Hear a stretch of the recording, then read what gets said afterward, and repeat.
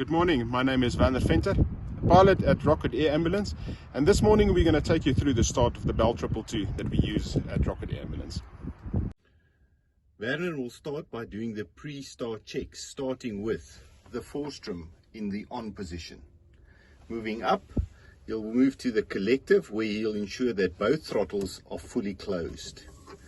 As his scan moves up towards the instrument panel, he'll ensure that all the instruments are in their static positions. From there, Werner will request Etienne, one of our paramedics, to insert the ground power unit.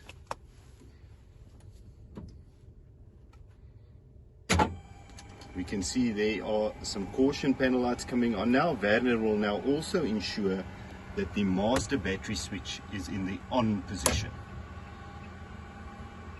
Some of the following checks that need to be completed is the chip test light test,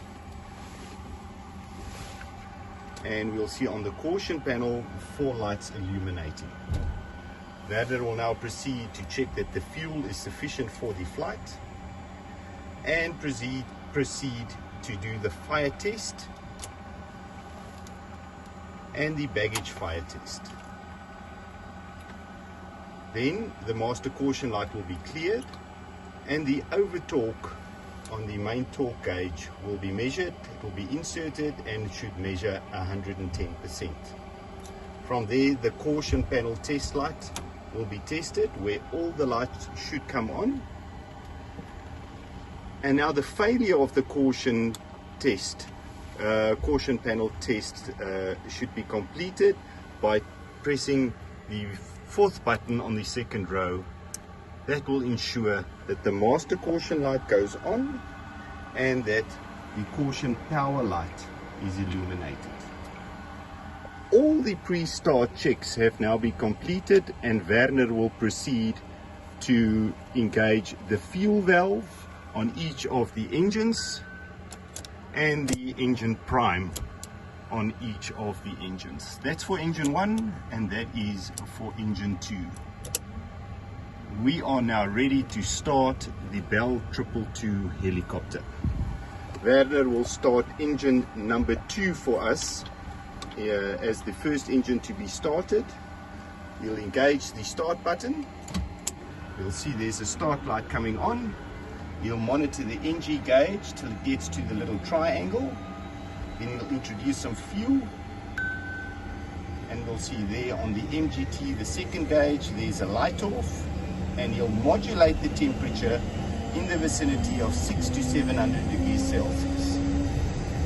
We can see that the blades are now turning. If we look outside,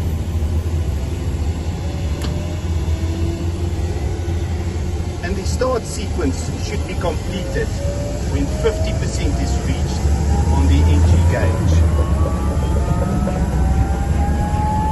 Temperatures and pressures have now all increased, and Werner will proceed to remove the fuel prime button on engine number 2. Because this is a start from the ground power unit, Werner can immediately start engine number 1. The same procedure will happen. You can see the start button on at about 15% on the NG. Werner will introduce fuel and modulate the temperature on the measured gas temperature gauge between 600 and 700 degrees Celsius.